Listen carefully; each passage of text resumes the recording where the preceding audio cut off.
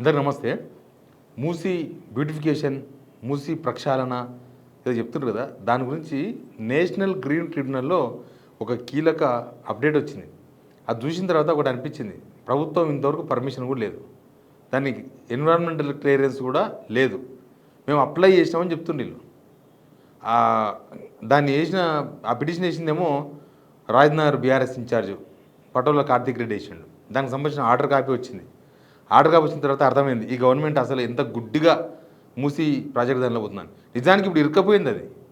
అంటే అసలు environmental clearance లేకుండా, పర్మిషన్స్ లేకుండా ఇప్పుడు జనాలను ఎట్లా బెదిరిస్తున్నారు. రాత్రి పుట్టినే హైడ్రా వెహికల్స్ పోయి అటు తిరుగుతూ ఉంటాయి, ఏదో యూనిఫామ్ వేసుకొని 4 వెహికల్ తిప్పుతారు. కొంతమంది మున్సిపల్ ఆఫీసర్లు పోయి కొలతలేస్తారు. మనం చూడలేదా అపార్ట్మెంట్ దగ్గర, మధురీడ్జ్ అపార్ట్మెంట్ దగ్గర అదే రచ్చ రోజు. రాత్రి నిద్ర కూడా పోనీయరు వాళ్ళని.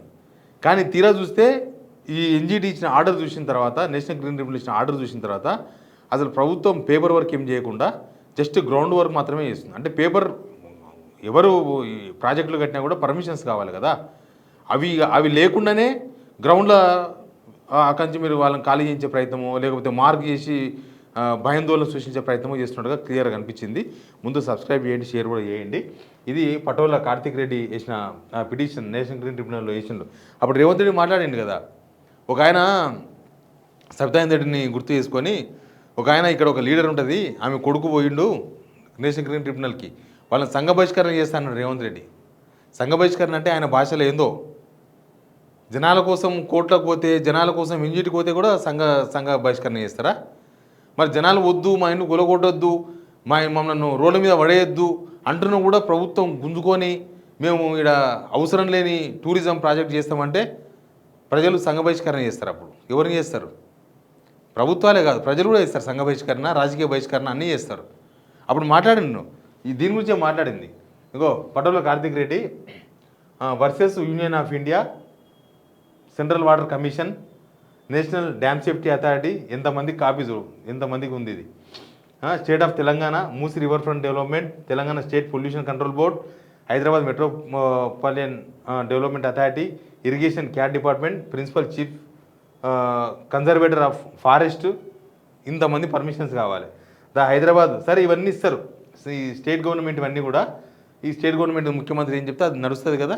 కానీ సెంట్రల్ గవర్నమెంట్ ఉన్నాయి కదా, ఇక్కడ central government union of India, తర్వాత ministry of Jalshakti, ministry of environmental forest and climate change, తర్వాత central water commission, central monitoring committee, pollution control board, central national dam safety, ఇవి కూడా పర్మిషన్స్ కావాలి కదా.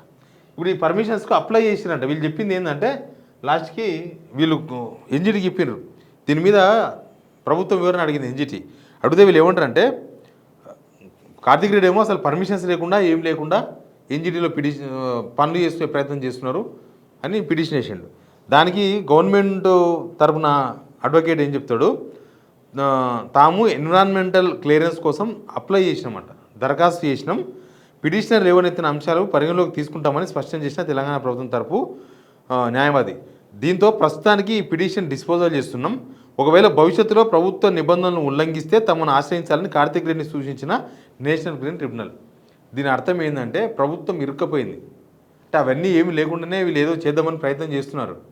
కానీ ఇప్పుడు ఏమైంది, నేషనల్ గ్రీన్ ట్రిబ్యునల్ చెప్పింది గవర్నమెంట్, మేము ఈ పర్మిషన్స్కు తీసుకుంటాం, ఈ పర్మిషన్స్కి అప్లై చేసినాం, ఒకవేళ పర్మిషన్స్ లేకుండా చేస్తే నెక్స్ట్ మళ్ళీ పటోల కార్తీక్ రెడ్డో లేకపోతే అక్కడ బాధితులు ఎవరైతే ఉన్నారో వాళ్ళు ఎన్జిటి పోవచ్చు. అప్పుడు ఇంకా స్ట్రాంగ్ ఎవిడెన్స్ ఉంటుంది. ఇప్పుడు హామీ ఇచ్చారు కదా, మేము అప్లై చేసినాం, ఎన్జిటికి చెప్పున్నారు కదా, ఇప్పటిదాకా తెలియదు అసలు దానికి పర్మిషన్స్ ఏమో తెలియదు, ఆ ఎన్జిటికి వీళ్ళు ఎక్కడ అప్లై చేసుకున్నదో తెలియదు, ఏం జరుగుతుందో తెలియదు.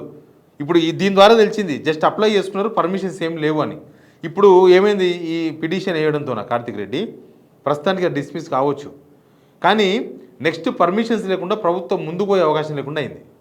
ఖచ్చితంగా పర్మిషన్తోనే ముందుకు పోవాలి. ఆ పర్మిషన్స్ వచ్చే వరకు ఎంత టైం అవుతుందో అంతవరకు నా ముఖ్యమంత్రి ఉంటాడో ఉండడో కూడా తెలియదు. ఇవన్నీ నెక్స్ట్ రాజకీయాల మీద డిపెండ్ ఉంటాయి. సెంట్రల్ కూడా అంత ఈజీగా ఏం పర్మిషన్స్ ఇవ్వదు. ఇప్పుడు చాలా ప్రాజెక్టులకు, ఇరిగేషన్ ప్రాజెక్టులకు పర్మిషన్స్ లేవు అంటారు. పర్మిషన్స్ దేవుడిస్తాడా?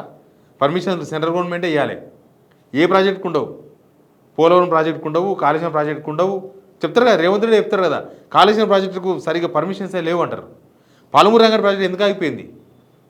ఆడ సెంట్రల్ ఫారెస్ట్ డిపార్ట్మెంట్ ఎన్ఓసి ఇయ్యలే కాబట్టి ఆగిపోయింది. ఎన్జిటీలో ఆగిపోయింది. ఎందుకు? అందుకే ఆగిపోయింది.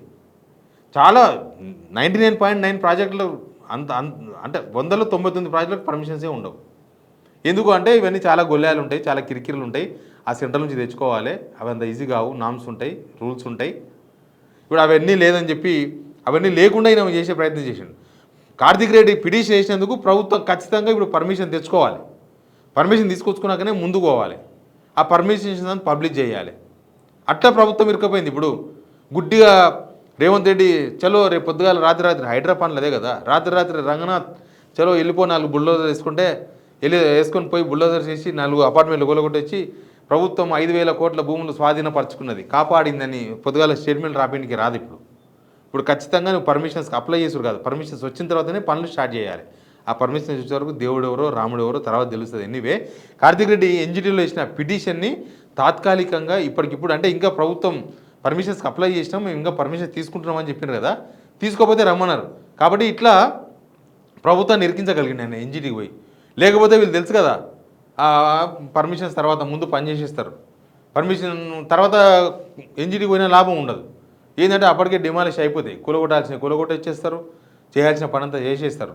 ఇప్పుడు ఎన్జిటీకి వీళ్ళు మాట ఇచ్చారు కాబట్టి ఖచ్చితంగా పర్మిషన్స్తో స్టార్ట్ చేయాలి. లేకపోతే మళ్ళీ ఎన్జిటీ చాలా సీరియస్గా తీసుకునే అవకాశం దొరికింది. ఎనీవే ఈ ఎన్జిటీలో ఇచ్చిన పిటిషను దీని ద్వారా ఆ మూసీ ఏరియాలో ఎవరైతే అక్కడ బాధితులుగా చెప్పుకుంటున్నారో ఆ అపార్ట్మెంట్ వాసులో లేకపోతే కాలనీ వాసులో వాళ్ళకి ఇది ఒక పెద్ద ఊరట. రేపు ప్రభుత్వం దబాన్ వచ్చి మీద పడకుండా పర్మిషన్స్ వచ్చినాక వస్తారు. ఆ పర్మిషన్స్ ఎప్పుడు వస్తావో ఎవరికి తెలియదు. ఆ పర్మిషన్స్ వచ్చినాకనే ఉత్త పేపర్ వర్క్ చేసుకుంటేనే పర్మిషన్స్ లేకుండానే ఉత్త పేపర్ వర్క్ చేసుకుని వీళ్ళే స్టేట్ గవర్నమెంట్ సంబంధించిన డిపార్ట్మెంట్స్ వీళ్ళు ఫైళ్ళు సర్క్యులేట్ చేసుకొని వాళ్ళనంతా భయాందోళనకు గురి చేస్తున్నారు. ఇప్పుడు సెంట్రల్ పర్మిషన్స్ వస్తే తప్ప ఈ పనులు స్టార్ట్ కావు. సెంట్రల్ పర్మిషన్స్ వస్తే తప్ప అక్కడ కూలగొట్టే అవకాశాలు, ఆ పర్యావరణము అవి ఇవి రకరకాలు చూసుకోవాల్సిన అవసరం ఉంటుంది. ఎనీవే ఎన్జిటీలో వచ్చిన ఈ ఆర్డర్ లాస్ట్ ఒక 20 days బ్యాకే దీని మీద తీర్పు వచ్చింది. బట్ ఆర్డర్ మాత్రం ఇప్పుడు వచ్చింది. ఆర్డర్ క్లియర్గా చూసిన తర్వాత అర్థమైంది అంత ఈజీగా కాదు ఇది మూసీ వ్యవహారం. రేవంత్ రెడ్డి అనుకుంటున్నట్లుగా ప్రెస్ మీట్లో చెప్తున్నట్లుగా డిపిఆర్ పేరుతో డిపిఆర్ లేని ప్రాజెక్టుల మీద విశ్లేషణ చేసినట్లుగా ఏదో స్క్రీన్ మీద చెప్పినట్లుగా, లేకపోతే ఎవరో మినిస్టర్లు ప్రెస్ మీట్ పెట్టి మాట్లాడుతున్నట్టుగా, హైడ్రా రంగనాథ్ గారు 4 బుల్డోజర్ వేసుకొని పోయినట్లుగా అంత ఈజీగా మాత్రం ఈ మూసీ ప్రాజెక్ట్ మూవ్మెంట్ అయ్యే అవకాశం కనిపిస్తలేదు. ఆ పర్మిషన్ వచ్చినప్పుడు పోయినప్పుడు తర్వాత మళ్ళీ నేషన్ క్రిమినల్ కూడా పోయే అవకాశం ఉంటుంది. చాలా అవకాశాలు దొరుకుతాయి. అందరికీ హక్కులు ఉంటాయి, జీవించే హక్కు ప్రతి ఒక్కరికి ఉంటుంది. ఓన్లీ ప్రభుత్వాలకో ప్రభుత్వ పెద్దలకో కాదు, ప్రజలకు అందరికీ సేమ్ ఉంటుంది రాజ్యాంగంలో. ఇప్పుడు ఈ ఎపిసోడ్ తర్వాత ఈ డెవలప్మెంట్ తర్వాత మాత్రం ఖచ్చితంగా మూసీ విషయంలో ప్రభుత్వం ఇరుక్కపోయిన వాళ్ళు ఖచ్చితంగా పర్మిషన్ తీసుకొని పోక తప్పని సిచ్యువేషన్ మాత్రం క్రియేట్ అయిందని చెప్పొచ్చు. Please subscribe.